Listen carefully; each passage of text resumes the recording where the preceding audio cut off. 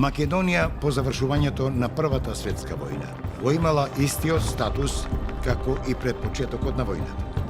Незината територија била искористена од државите на двата завојувани сојузи – Антантата и Централните сили. Населението било максимално ангажирано како војна сила на страната на бугарската војска, а како логистика принудено да служи и на двата војни сојузи за одржување на Македонскиот фронт. Од оваа голема европска војна во Македонија останале само разрушените градови и села долж фронтовата линија, опустошелите полиња, бројни вдовици и сираци и најтажното од се, ширум Македонија останале многу гробови на војниците од сите војски кои војувале на незината територија. За време на Првата светска војна, македонците од сите струи групи во Македонската револуционерна организација биле искористени од бугарската држава за реализирање на незините големодржавни интереси на Балканот. Дел од раководството и членството и на двете струи било ангажирано како доброволци или мобилизирани како војни обврзници на страната на Бугарија, а дел од нив биле службеници во организирањето на административната власт во окупирана Македонија од централните сили. Најголем број револуционери од двете поранишни струи на Македонската револуционерна организација по Првата светска војна се нашле повторно во Бугарија, а најмногу во Софија. Тие направиле напори да ја продолжат својата револуционерна и политичка дејност. Меѓутоа, уште во првите договарања и советувања во текот на октомври и ноември 1918 година, повторно, дури и поостро, биле манифестирани старите идејни разлики и спротивставени гледишта за иднината на Македонија. Револуционерите од поранешниот Серски револуционерен округ на ВМРО од Пиринскиот дел на Македонија во границите на Бугарија и група дејци од поранешната ВМРО од Западна Македонија се вратиле на автономијата како начин на решавање на македонското прашање.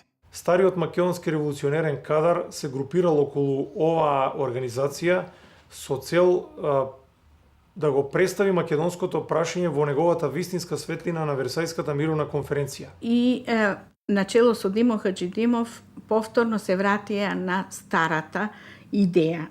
Се договориле повторно да ги афирмираат изворните принципи на старата ВМРО за одбрана на самобитноста и самостојноста на македонското ослободително дело и конституирање на автономна, независна држава со перспектива за рамноправно учество во градењето на идната Балканска федерација. Не случајно Димо Хаджидимов ја напиша брошурата, книгата «Назад кон автономијата». Тоа значише назад кон изворните принципи на старата ВМРО, на Гоцевата ВМРО. Групата револуционери од Серскиот револуционерен округ, Димо Хаджидимов, Таската Спасов Серски, Георги Скрижовски, Александар Бујнов, Стоју Хаджиев и Чудомир Кантарджиев, уште во првата половина на октомври 1918 година подготвиле декларација за решавање на македонското прашање. Тие иднината на Македонија ја гледале преку конституирање автономна Македонија во незините географски и економски граници со внатрешно уредување по примерот на Швајцарската демократска република. Значи, внатрешното уредување тие сметале дека треба да биде такво како што треба да биде од федеративна гледна точка, заради тоа што во Македонија живееле поголем број на националности. Не само македонци, власи, турци, албанци и така натаму, и затоа кантоналниот тип на државно уредување според нив бил најпогодната форма за создавање на македонска држава. Серчани ги посочувале балканските влади и династии како најголеми противници на самостојноста на македонското ослободително дело и најголеми виновници за војните конфликти, разорнувања, човечки жртви и за распарчувањето на Македонија. Од групата Серчани се истакнувал Димо Хаджидимов, идеологот на левицата, кој уште во времето на дискусиите во периодот по Илинденското востание и по Првата светска војна бил и останал посебно критичен кон бугарската државна политика. Хаджидимов истакнал дека бугарската политика настојувала со празни ветувања и заплашување на македонскиот народ да му го парализира инстинктот за самоодржување, да ги задуши и умртви никулците на они идеи кои би го спасиле од неприродно распарчување, да ја убива онаа моќна и жива формула која сама по себе се зародува во неговото сознание и во неговата душа. Формулата за зачувување на неговата целост како автономна единица на Балканот. Под влијание на идеите и принципите за правото на народите за самоопределување, прокламирани во програмата на председателот на Соединетите Американски држави, Вудро Вилсон, во познатите 14 точки, Серчани полагале големи надежи дека и на Балканот ќе настапат демократски промени во државите и во односите меѓу нив, кои ќе придонесат полесно да се прифати постоењето автономна Македонија. Групата македонски дејци од поранешната внатрешна македонска револуционерна организација од Западна Македонија, предводени од Ѓорче Петров, Петар Попарсов, Петар Ацев, Павел Христов, Ризо Ризов и Анастас Лозанчев, ја обновиле нивната активност за продолжување на борбата за извојување национална, економска и државно-политичка независност на својата татковина Македонија. Со едно раководство, привремено представништво, кое самото кажува дека требаше да биде во времето на активностите на Версајската мировна конференција за барањата на македонците. Овие две групи револуционери од поранешната ВМРО во почетокот на 1919 година заедно формирале едно раководно тело под име Привремено представништво на поранешната обединета ВМРО. Главното начело по кое што се раководеле овие две групи, и Серчани, и Привременото представништво, всушност Серчани голем дел се инкорпорирале, се вклучиле во Привременото представништво, било враќањето кон старите изворни принципи на македонското револуционерно движење, или паролата назад кон автономија. Неговите членови имале богато револуционерно искуство, биле организатори, револуционери и членови на раководни тела и војводи од првите години на создавањето на внатрешната организација. Програмските определби ги изнеле во апелот до македонското население и македонската емиграција во Бугарија од 6 март 1919 година. Тие во покренатата активност се раководеле од силната и свесна желба на македонскиот народ за зачувување на неговата земја, цела и неподелена како самостојна политичка единица на Балканот во незините природни граници врз базата Солун како општ центар, Вардарската долина, Скопје и Битола со нивната стопанско-економска околина. За остварување на програмските цели, Привременото представништво си ги поставило следниве задачи. Прво, да ги организира сите приврзаници на идејата за независна Македонија меѓу емиграцијата во Бугарија. Второ, да представува истата идеја пред надворешниот свет. Трето, да действува со сите сили и легални средства да му се признае на македонското население правото да го каже својот глас пред мировната конференција со посредство на своји представници. Четврто, да влезе во врска со населението внатре во Македонија и со емиграцијата во Швајцарија, Америка, Цариград и други земји за општа и заедничка работа. Петто, да ги одбива сите интриги и клевети околу оваа чисто народна кауза. Идеологијата на Серчани воглавно била да се зачува чистотата на македонското револуционерно движење и да се вратат назад кон идеалите на старата внатрешна македонска револуционерна организација. Сушност, Серчани се едно цврсто јадро против навлегувањето на бугарската пропаганда и бугарското државно влијание во македонското револуционерно движење. Интересно е да се спомене што во групата на Серчани влегувале не само македонци по националност, туку имало и бугари по националност кои што го поддржувале македонското револуционерно дело и биле поранешни соборци на Јане Сандански, еден од главните идеолози на оваа група, кој што е убиен 1915 година. Привременото представништво на поранешната обединета ВМРО наидувало на големи тешкоти во исполнувањето на овие задачи поради недостигот на материјални средства, како и од мерките кои ги преземале бугарските власти за задушување на слободната македонска мисла. Привременото представништво ја имало поддршката од поголем број македонски братства во внатрешноста на Бугарија, на дел од братствата во Софија, како и на македонскиот народ и македонските бегалци во Пиринска Македонија. Тоа го правеа претежно преку легален пат, значи не беа приврзаници за обновување на некоја институција, на вооружени чети. Го сватија времето дека сега треба политички да се действува по писмен пат преку агитацион, пропагандна дејност, да се бараат сојузници, да се запознава светското мислење со она што се случува и да се дистанцираат од оние кои што почнаа да ја обновуваат друга организација со име ВМРО, претежно од поранешните сили кои што беа приврзаници на струја, централистичка или конзервативна струја. Луѓе, да разбирам.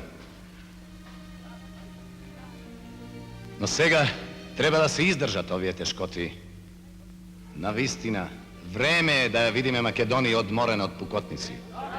Скраја од неволици и поштедена од пеплиште и крв. Но денес, кога крвта престана да тече, се открива едно зрелиште уште пострашно од крвта и од огнет.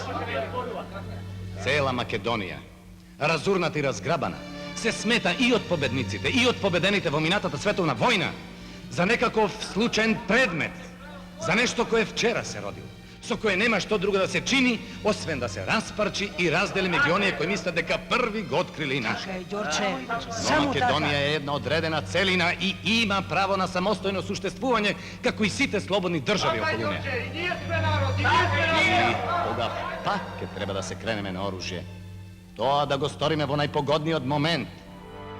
Групата револуционери од старата ВМРО од Западна Македонија, уште пред да се договорат со сербчани, на 25 ноември 1918 година го испратиле во Париз Пол Христов, викар на унијатите од Тракија, по потекло французин, за тој аргументирано да ги застапува барањата за автономна, независна Македонија пред француската јавност и светската јавност, и особено пред учесниците на мировната конференција, бидејќи тој бил можне добар познавач на македонското ослободително дело уште од времето на формирањето на организацијата.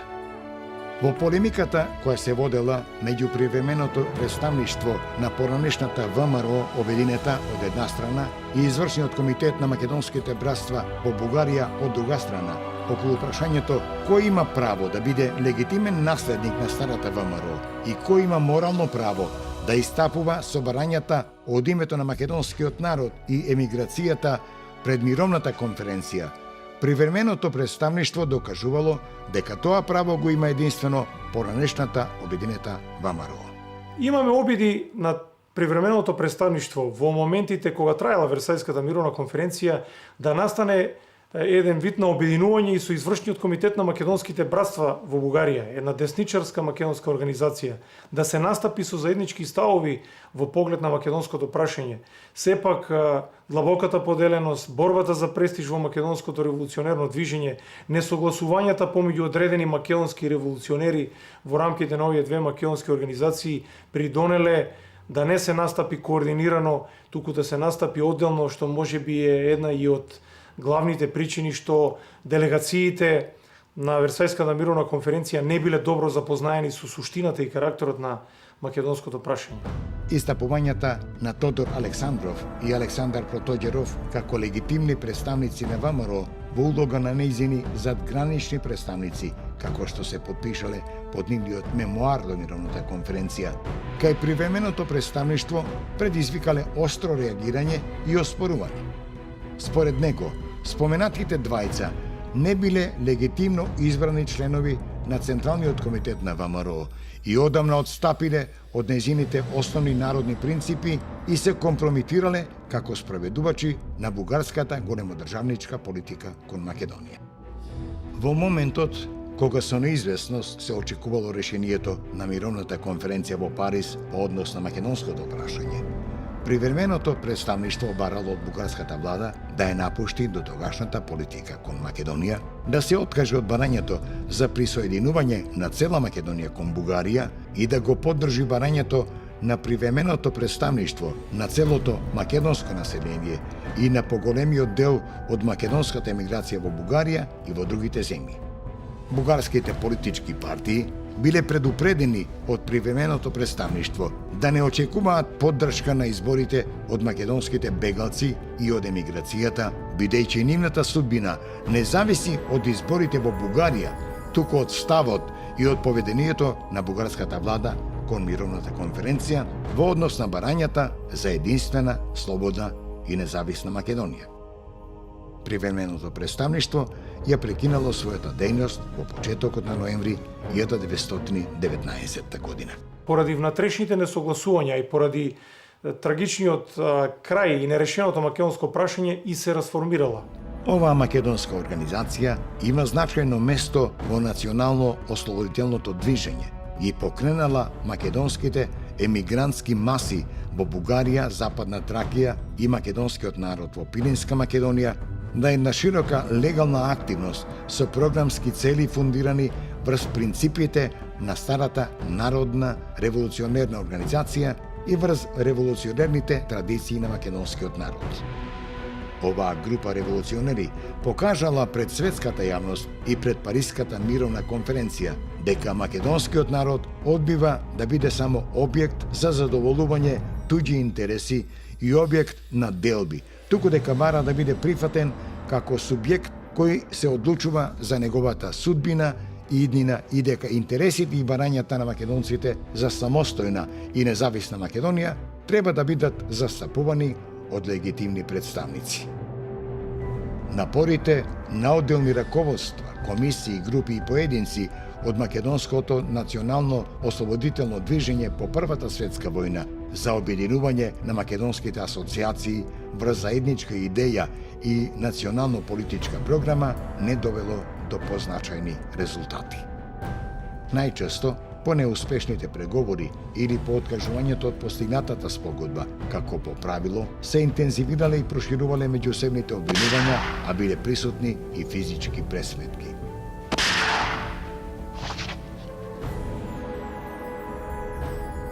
Сето тоа предизвикувало големи потреси и оставало тешки последици за консолидирањето на македонските револуционерни и политички сили, но од друга страна придонесувало за самооткривање пред македонскиот народ и емиграцијата на оние сили од македонското ослободително движење кои застапувале туѓи интереси. Тоа се случило и по спогодбата постигната во април 1924 година, објавена во јавност со мајскиот манифест истата година.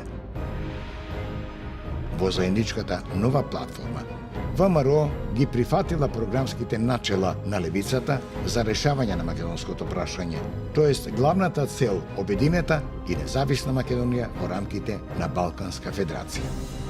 Целта требало да се реализира со поддршка на Советскиот сојуз, Коминтерната и комунистичките партии во балканските држави преку една општонародна борба, револуција.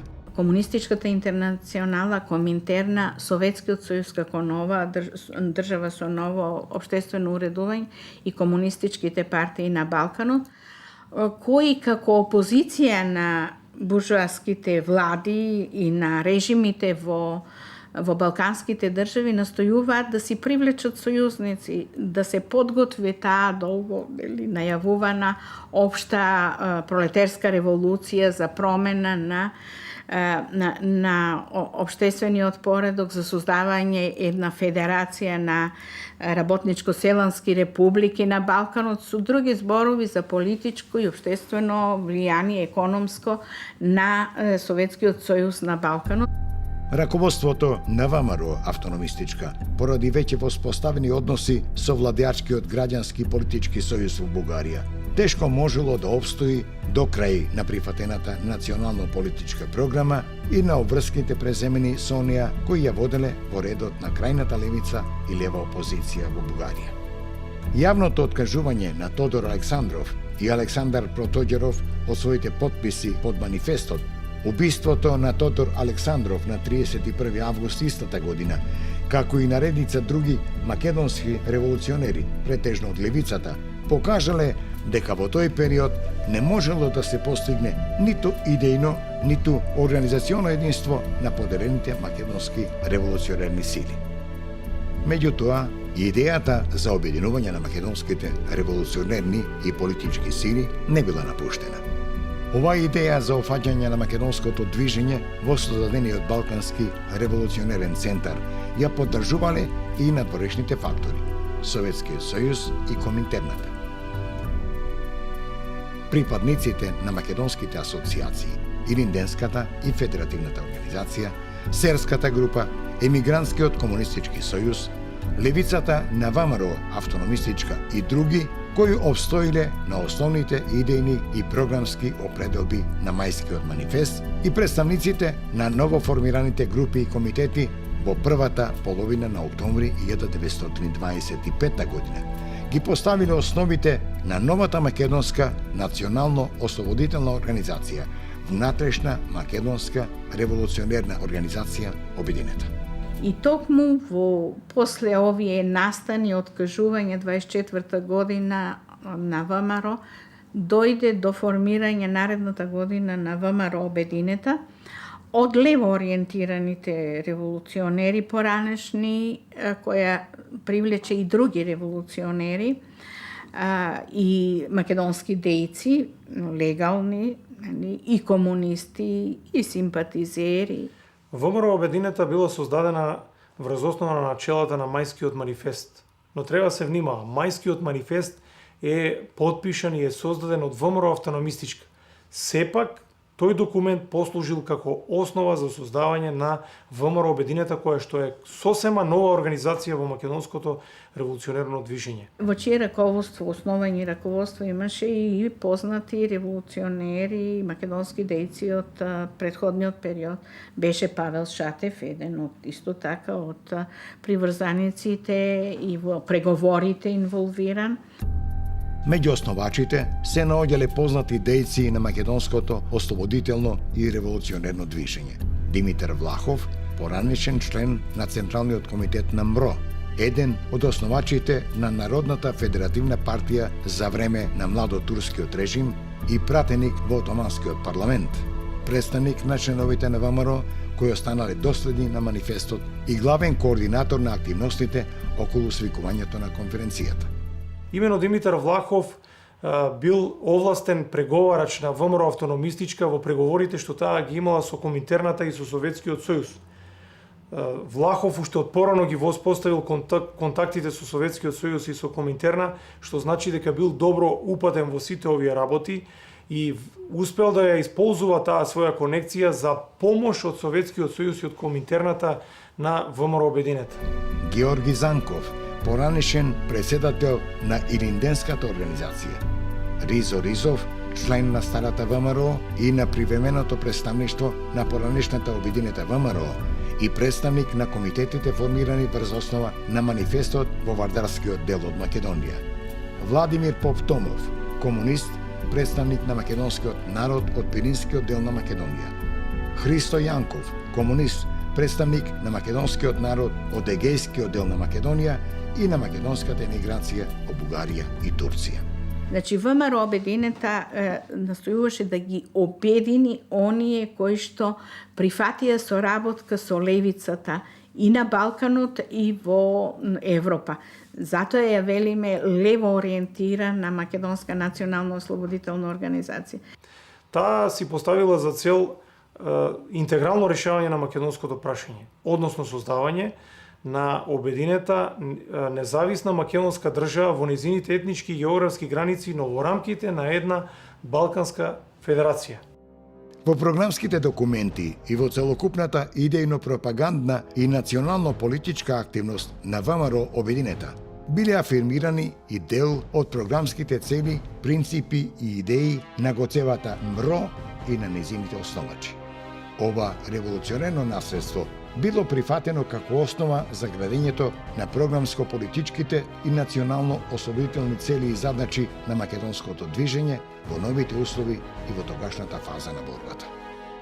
Во самото име на организацијата е земено уште тогаш општо прифатеното традиционално име ВМРО со додавката Обединета, која требало да го потврди обединувањето на револуционерните и национално-ослободителни македонски организации и сили, но во исто време го изразувало непризнавањето на поделбата на Македонија и заложбата за обединувањето на трите дела во една држава. Значи, обединета и независна Македонија во рамките на Балканска федерација во соработка и заедничка борба со левите организации или национални организации поврзани со левицата, а кои се бореа против балканските влади и режими. Како главни сојузници на оваа македонска организација биле Советскиот сојуз, Коминтерната, Балканската комунистичка федерација и балканските комунистички партии кои што имале колку толку правилен став во поглед на македонското прашање.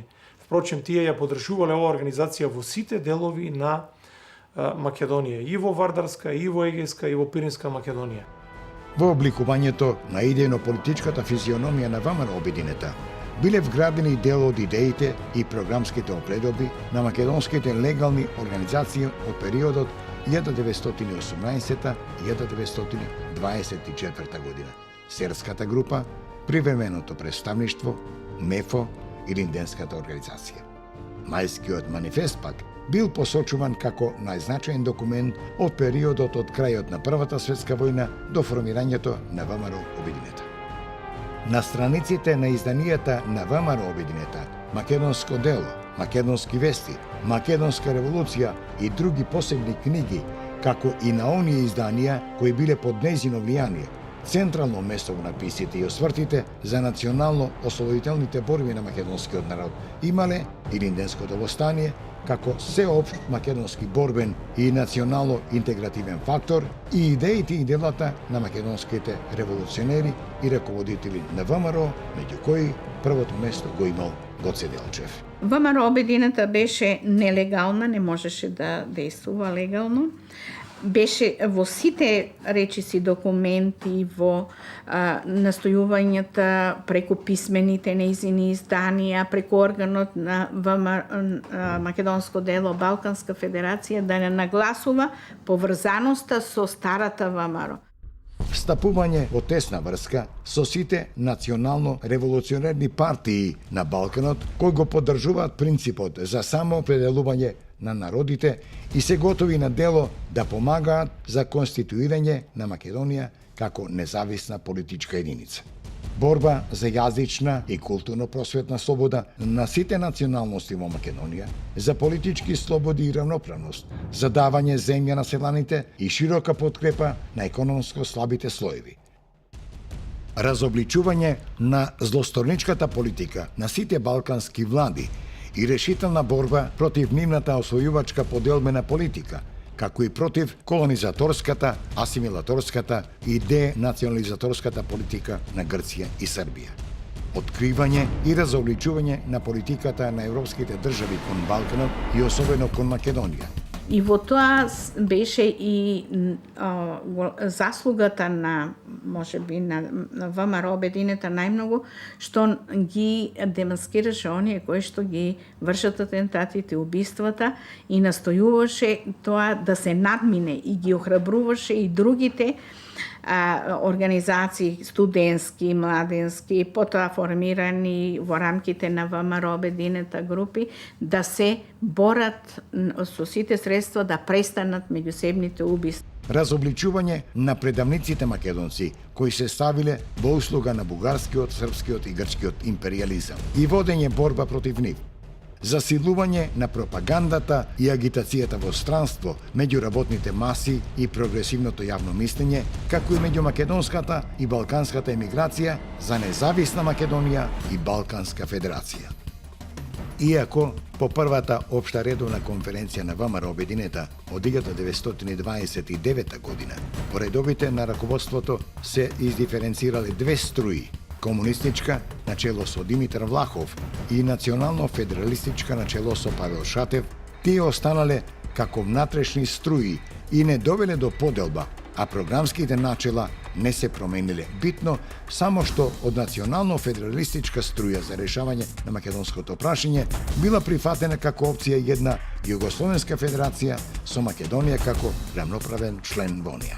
Оваа македонска организација создала своји комитети, областни комитети во сите делови на поделена Македонија, во Вардарска, во Пиринска и во Егејска Македонија.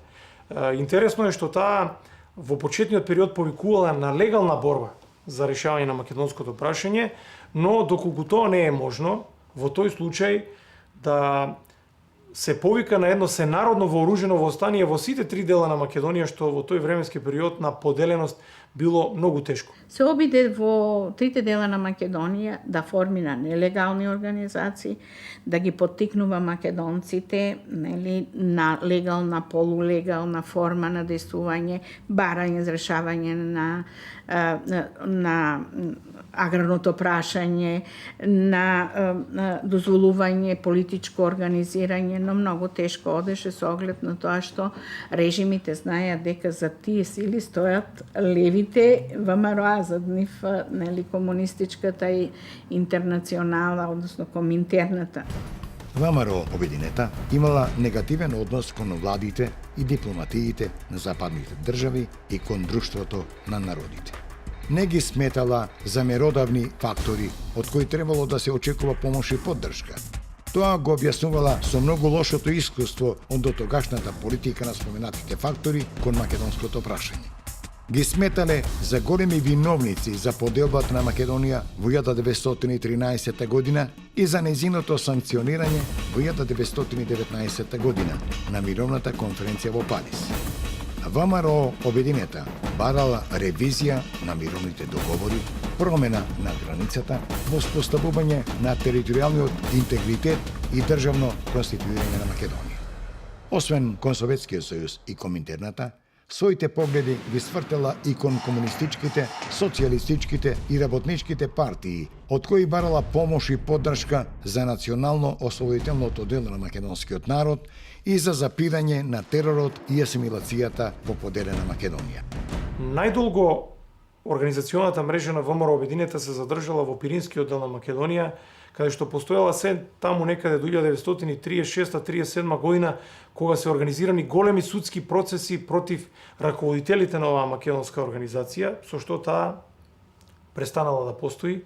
Дел од нејзиното раководство било осудено од бугарската власт, но во отсуство многу мал дел од раководството било фатено и осудено на повеќе годишни казни затвор во рамките на бугарската држава. Во Егејска Македонија пак ВМРО Обединета била подпомагана од Комунистичката партија на Грција и тука нејзината организацијска поставеност постоела се таму до 1936 година до Метаксасовата диктатура. Најбрзо била растурена мрежата на ВМРО Обединета во Вардарска Македонија, каде што била откриена уште во 1925-26 година, кога српската власт организирала големи судски процеси, при што голем дел од нејзините раководители биле осудени, фатени и затворени. За тоа време, иако не прераснала во масовна нелегална организација на целата територија на Македонија, го одржала континуитетот на левицата во македонското национално ослободително движење, а од почетокот на 30-тите години имала голем придонес за афирмација на македонскиот национален идентитет. Но многу е значајно што тие активности најмногу преку ВМРО Обединета, особено после 1930 година, дојдоа до зацврстување на македонската национална свест, до афирмација на македонската култура, историја, јазик, традиција и така натаму, што пак од друга страна беше и еден факт за и Коминтерна да го согледа постоењето на македонската нација и да донесе резолуција. Со решението на Коминтерната за распуштање на ВМРО Обединета во 1936 година, престанала да постои тогаш единствената организација која со својата програма и дејност ја опфаќала целата географска и етнографска територија на Македонија и која можела да ги поврзе сите демократски и прогресивни сили во Македонија во една широка антифашистичка платформа за остварување на правото на самоопределување на македонскиот народ. Но таа за жал 36 година беше растурена со решение на Коминтерна, со оглед на тоа што беше со неја поврзана и со комунистичките партии, бидејќи дојде програмата на народните фронтови, па така македонците требаше да се вклучат во народните фронтови, антифашистички, во сите која балканска држава и тука да бараат решавање на националните права и слободи. Македонската револуционерна организација се појавила во 1893 година.